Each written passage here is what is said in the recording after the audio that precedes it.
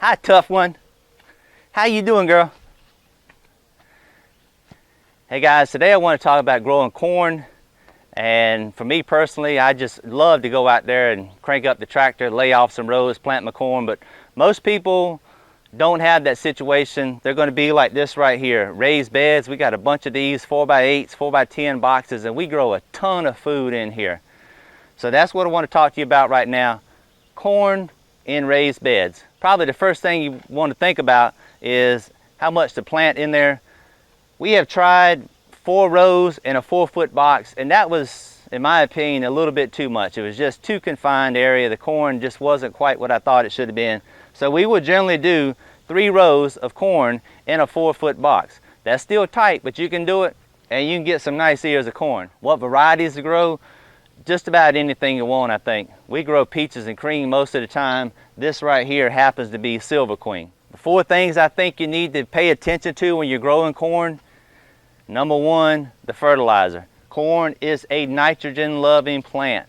It loves nitrogen. That's why you want all this stuff to be nice, deep, and green and everything. Keep it fed. Number 2, deal with the worms. I like to use a product called Fertilizer. It's got a bacteria in it called BT, which basically kills the worms without affecting anybody else. A lot of people use it organically. If that's your purpose for using it, whatever. I use it because the daggone stuff works. Number 3, in a row crop situation, you can come by when your corn gets about knee high, side dress it, pull the dirt up around it, lay that stuff by, so to speak. Kind of hard to do in this deal right here, right? There ain't enough dirt down there to be messing with to try to heal up around your corn. So what we do is put some T-posts in here.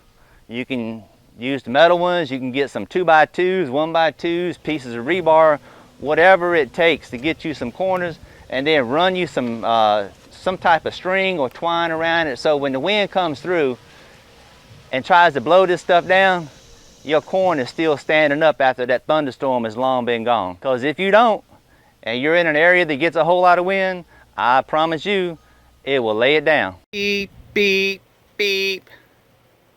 We now interrupt your programming for this very important lesson.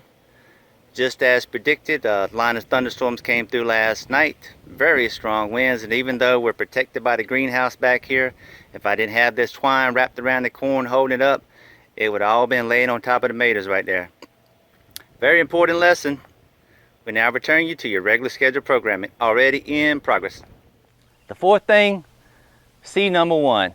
Feed your corn, folks. I'm telling you, same thing with anything else growing in your garden. Pay attention to what that stuff is doing. When it says I'm hungry, feed it. When those bottom leaves start to turn yellow, it's telling you I'm hungry, especially when it's this tall and you're already starting to get some yellowing down there. Barring a situation where you've just absolutely been flooded with rain and it's drowning, more than likely that corn wants to be fed. You keep it fed, it'll get on up there, and you'll get some real nice looking ears of corn on there. So recap that thing real quick. Feed it, keep the bugs off of it, keep it staked up somehow so it doesn't get blown over, and you should be good to go. Happy gardening. So y'all take care, Lord willing. We'll see you next time.